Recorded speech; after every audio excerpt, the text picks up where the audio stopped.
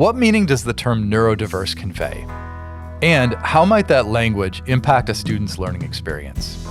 In this episode, we'll explore those questions, and we'll think about ways that educators can design learning environments that support all of their students. Joining us for this conversation is Dr. Cathery Yeh, a professor in STEM education from the University of Texas at Austin.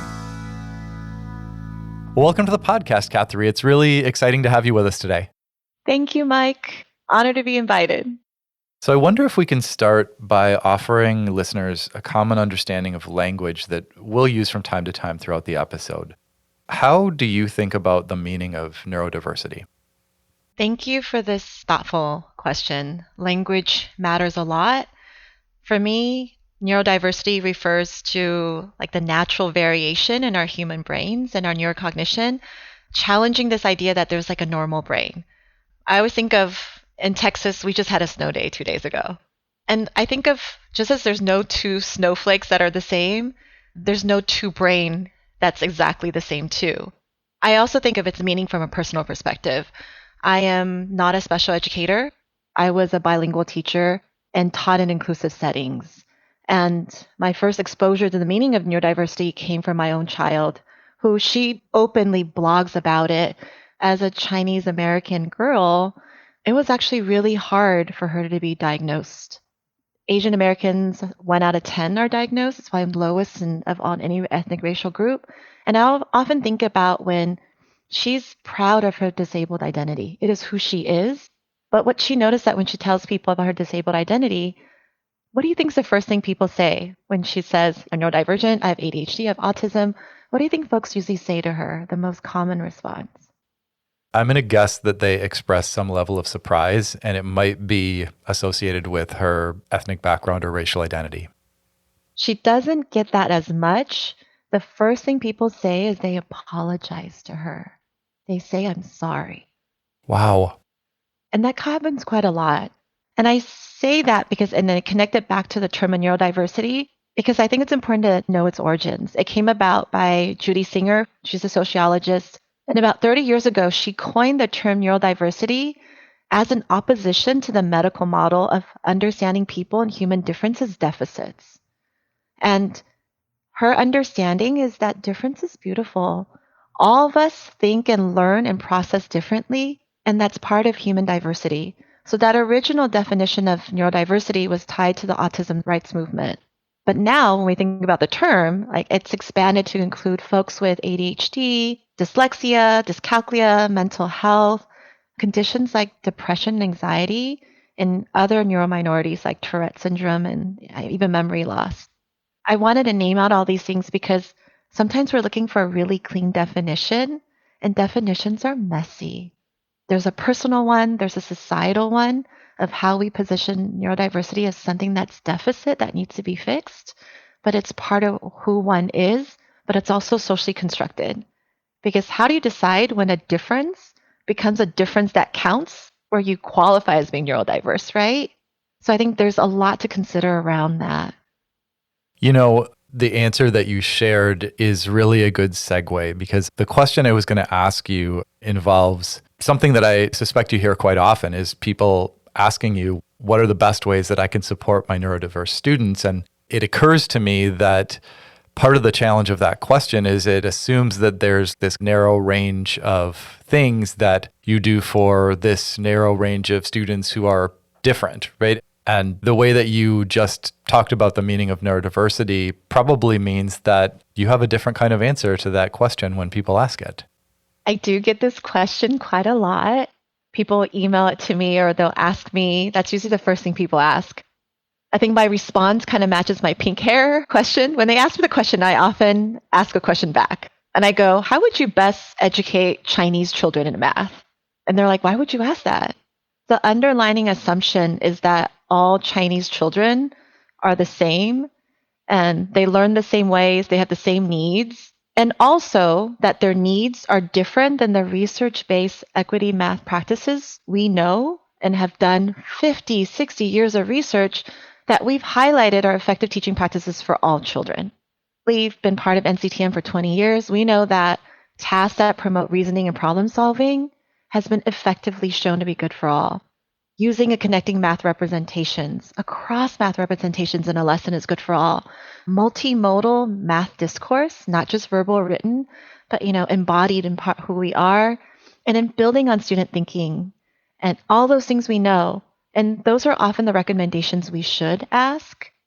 But I think an important question is, how often are our questions connecting to that instead? How often are we seeing that we assume that certain students cannot engage in these practices? And I think that's something we should problematize more. I'm not saying that there are not specific struggles or difficulties that the neurodiversity umbrella includes, which includes ADHD, dyslexia, autism, bipolar disorder, on, so many things. And I'm not saying that they don't experience difficulties in our school environment, but it's also understanding that if you know one neurodiverse student, you know me or my child, you only know one. That's all you know. And by assuming we're all the same, it ignores the other social identities and lived experiences that students have that impact their learning. So I'm going to ask you a question. Fire away. Okay. What comes to your mind when you hear the term neurodiverse student? What does that student look like, sound like, appear like to you? I think that's a really great question. There's a version of me not long ago that would have thought of that student as someone who's been categorized as special education, receiving special education services, perhaps a student that has ADHD. I might have used language like students who have sensory needs or processing. And I think as I hear myself say some of those things that I would have previously said, what jumps out is two things. One is I'm painting with a really broad brush as opposed to looking at the individual student and the things that they need. And two is the extent to which painting with a broad brush or trying to find a bucket of strategies that's for a particular group of students, that really limits my thinking around what they can do or all the brilliance that they may have inside them. Thank you for sharing that, because that's a reflection I often do. I think about when I learned about my child, I learned about myself, how I automatically went to a deficit lens of like, oh no, how are we going to function in the world? How is she going to function in the world? But I also do this prompt quite a lot with teachers and others, and I ask them to draw it. Like, when you draw someone, what do you see? And I'll be honest, kind of like drawing a scientist, we often draw Albert Einstein. When I ask folks to draw what a neurodiverse student looks like, they're predominantly white boys, to be honest with you. And I want to name that out is because students of color, especially Black, Brown, Native students, they're disproportionately over and under identified as disabled in our schooling. Like we think about this idea that when most of us associate autism or ADHD mainly as part of the neurodiversity branch and as entirely within as white boys, which often happens with many of the teachers that I talk to and parents, we see them as needing services.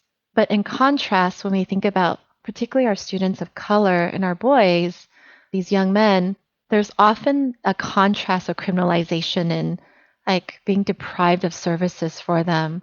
And this is not even what I'm saying. It's been 50 years of documented research from the Department of Ed from annual civil rights that repeatedly shows for 50 years now extreme disproportionality for disabled Black and Latinx boys, in particular from suspension, expulsion, and school arrests.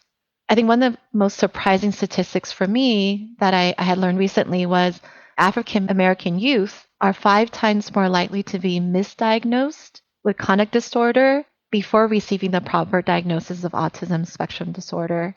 And I appreciate like going back to that term of neurodiversity, because I think it's really important for us to realize that neurodiversity is an assets-based perspective that makes us shift from looking as the student that needs to be fixed, that neurodiversity is the norm, but for us to look at the environment. And I really believe that we cannot have conversations about disability without fully having conversations about race, language, and the need to question what needs to be fixed, particularly not just our teaching, but our assessment practices. For example, we talk about neurodiversities around what we consider norm or abnormal, which is based on how we make expectations around what society thinks. One of the things that showed up in our own household when we think about neurodiversity or assessments for autism is this idea of maintaining eye contact. That's one of the widely considered autistic traits. In the Chinese and an Asian household, and also in African communities, making eye contact to an adult or somebody with authority, it is considered rude. But we consider that as one of the characteristics when we engage in diagnostic tools. This is where I think there needs to be more deep reflection around how one is diagnosed, how conversations of disability is not separate from our understanding of students and their language practices, their cultural practices. What do we consider normative? Because normative is highly situated in culture and context. I would love to stay on this theme because one of the things that stands out in that last portion of our conversation was this notion that rather than thinking about, we need to change the child, part of what we really want to think about is what is the work that we might do to change the learning environment. And I wonder if you could talk a bit about how educators go about that and what maybe some of the tools could be in their toolbox if they were trying to think in that way. I love that question of what can we as teachers do? What's some actionable things? I really appreciate the Universal Design for Learning framework, particularly their revised, updated version, their 3.0 version that just came out. I think it was June or July of this year. Let me give you a little bit of background about universal design, and I'm sure you probably already know. I've been reading a lot around its origins. It came about in 1980s, we know, from CAS.org, but I wanted to go further back. And it really builds from universal design and the work of architecture. So universal design was coined by a disabled architect. His name was Ronald Mays. And as I was reading his words, it really helped me better understand what UDL is. We know that UDL, Universal Design for Learning, and universal design is about access. Everybody should have access to curriculum. And that sounds great, but I've also seen classrooms where access to curriculum meant doing a different worksheet while everybody else is engaging in small group, whole group, problem-based learning. Access might mean your desk is in the front of the room where you're self-isolated, where you're really close to the front of the board so you can see it really well, but you can't talk to your peers. Or that access might mean you're in a whole different classroom doing the same set of worksheets or problems, but you're not with your grade level peers.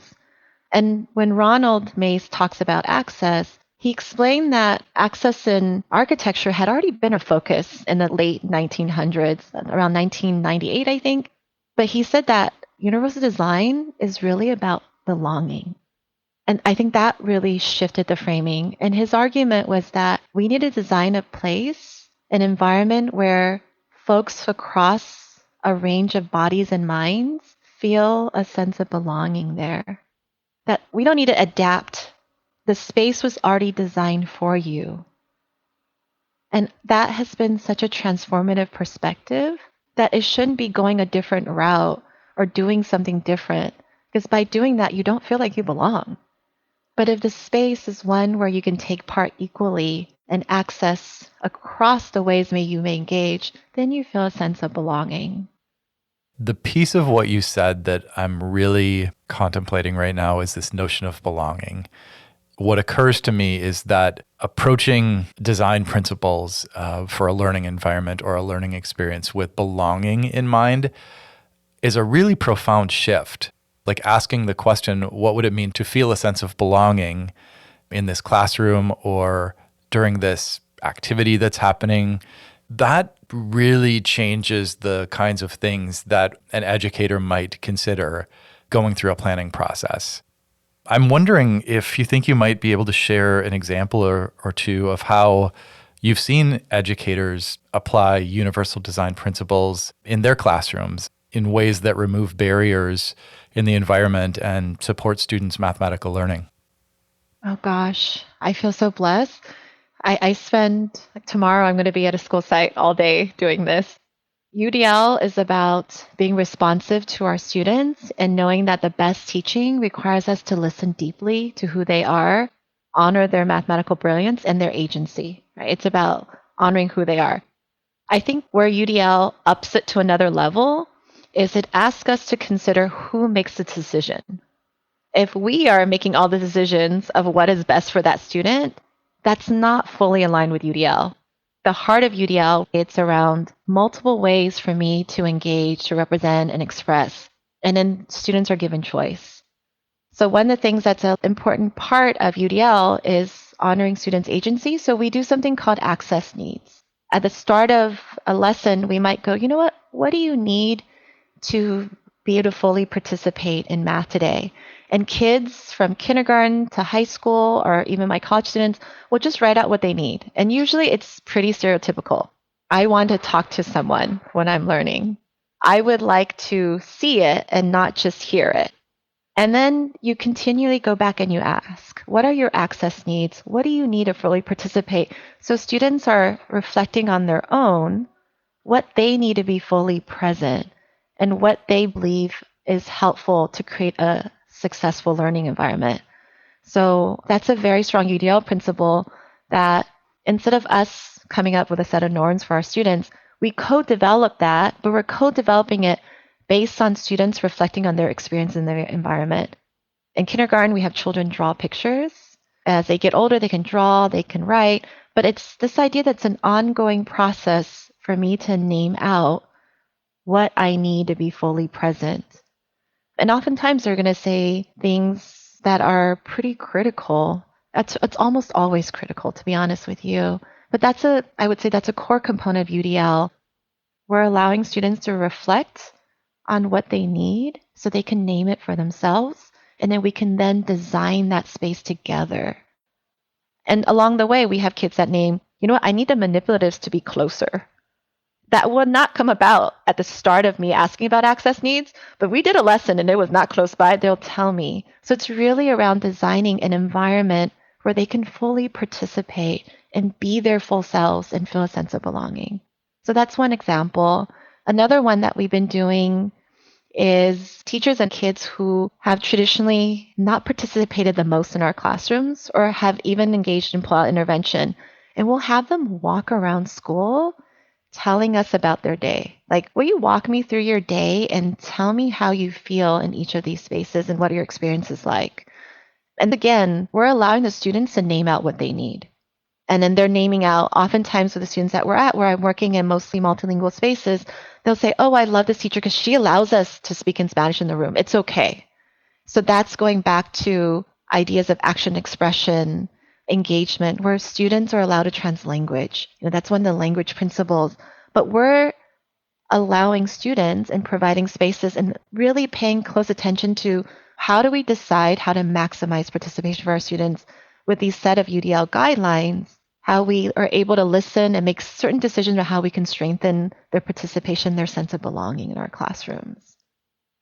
I think what's lovely about both of those examples, asking them to write or draw what they need, or the description of let's walk through the day, let's walk through the different spaces that you learn in or the humans that you learn with, is one, it really is listening to them and trying to make meaning of that and using that as your starting point. I think the other piece is it makes me think that it's something that happens over time, right? It might shift. You might gain more clarity around the things that students need, or they might gain more clarity around the things that they need over time. And those might shift a little bit, or it might come into greater focus. Like, I thought I needed this, or I think I needed this, but what I really meant was this. There's this opportunity for kids to refine their needs and for educators to think about that in the designs that they create. I really appreciate you naming that because it's all of that. It's an ongoing process where we're building a relationship with our students for us to co-design what effective teaching looks like, that it's not a one-size-fits-all. It's disrupting this idea that what works for one works for all. It's around supporting our students to name out what they need. I'm almost 50. I struggle to name out what I need sometimes. So it's not going to happen in like one time. It's an ongoing process. And what we need is linked to context. So it has to be ongoing. But there's also in the moments as well. And it's the heart of good teaching in math. When you allow students to solve problems in the ways that make sense to them, that's UDL by design. That's honoring the ideas of multiplicity and action expression.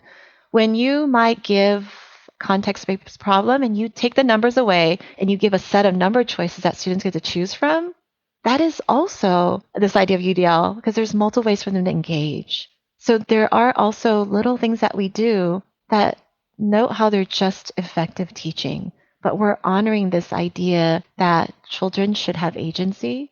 All children can engage in doing mathematics, and part of learning mathematics is also supporting our students to see the brilliance in themselves and to leverage that in their own teaching and learning. Yeah, something else that really occurred to me as we've been talking is the difference between the way we've been talking about centering students' needs and asking them to help us understand them and the process that kind of kicks off. I think what strikes me is that it's actually opening up the possibilities of what might happen or the ways that a student could be successful, as opposed to this notion that you're neurodiverse, you fit in this bucket, there's a set of strategies that I'm going to do just for you. And those strategies might actually limit or constrict the options you have. Like, for example, in terms of mathematics, what I remember happening very often when I was teaching is I would create an open space for students to think about ways that they could solve problems. And, at the time, often what would happen is kids who were characterized as neurodiverse wouldn't get access to those same strategies. It would be kind of the idea that this is the way we should show them how to do it. And it just strikes me how different that experience is. I suspect that was done with the best of intentions, but I think the impact, unfortunately, probably really didn't match the intent. I love how you're being honest. I did the same thing when I was teaching too, because we were often instructed to engage in whole group instruction and probably do a small group pull out. That was how I was taught. And when the same kids are repeatedly pulled out because we're saying that they are not able to engage in the instruction, I think the part of UDL is a process, realizing that if students are not engaging fully in the ways that we had hoped, instead of trying to fix the child, we look at the environment and think about what changes we need to make in tier one. So whole group instruction, whole group participation first, to see how we can maximize their participation. And it's not one strategy because it depends. It really depends. I think of, for example, with a group of teachers in California and Texas now, we've been looking at how we can track participation in whole group settings. And we look at them across social demographics. And then we started to notice that when we promote multimodal whole group participation, like kids have access to manipulatives, even during whole group share out, or they have visuals that they can point to, their participation and who gets to participate drastically increase. So there's many ways in which by nature we engage in some narrow practices, because too oftentimes whole group discussion is almost completely verbal and at times written, and usually like the teacher's writing. So it's going back to the idea of, can we look at what we want our students to do at that moment? So starting on the math concept and practices, but then looking at our students, and when they're not participating fully, it is not them. What are the UDL principles and things that I know and strategies that I have with my colleagues that I can make some small shifts? One of the things that I enjoy most about the podcast is that we really can take a deep dive into some big ideas. And the limitation is we have 20 minutes to perhaps a half hour. And I suspect there are a lot of people who are trying to make meaning of what we're talking about and thinking about, how might I follow up? How might I take action on some of the ideas? So I want to turn just for a little while to resources. And I'm wondering if there are resources that you would suggest for a listener who wants to continue learning about universal design in a mathematics classroom. Oh my goodness, that's such a hard question because there's so many. Some good ones overall. I would definitely encourage folks to dive into the UDL guidelines, the 3.0 updates. They are amazing. They're so joyful and transformative that they even have one of the principles is centering joy in play. And for us to imagine that, right? Yes. Like, what does that mean to do that in a math classroom? We can name out 50 different ways. So how often do we get to see that? So I would highly encourage folks to download that, engage in deep discussion, because it was a 2.2 version for, I think, quite a few years. I would also lean into a resource that I'm glad to email later on, so it's more easily accessible. I talked about access needs, this idea of asking students, asking community members, asking folks to give this opportunity to name out what they need. It's written by a colleague, Dr. Daniel Reinhold and Dr. Samantha Ridgway. It's a lovely reading, and it focuses specifically on STEM, that I think it's a great place to read. I would say that Dr. Rachel Lambert's new book on UDL Math is an excellent read. It's a great, joyful read to think about. I'm going to give one shout out to the book called The Year of the Tiger, An Activist Life. It's by Alice Wong. I encourage that because how often do we put the word activism next to disability? And Alice Wong is like one of the most amazing humans in the world. And it's a graphic novel, so it's just joyful. It's words with poetry and graphic novel mixed together.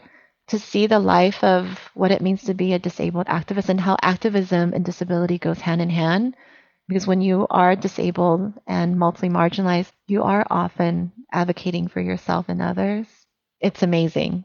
So I'll stop there. There's like endless amounts. So for listeners, we'll link the resources that Cathery was talking about in our show notes.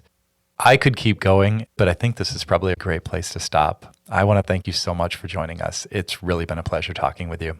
Thank you. Thank you.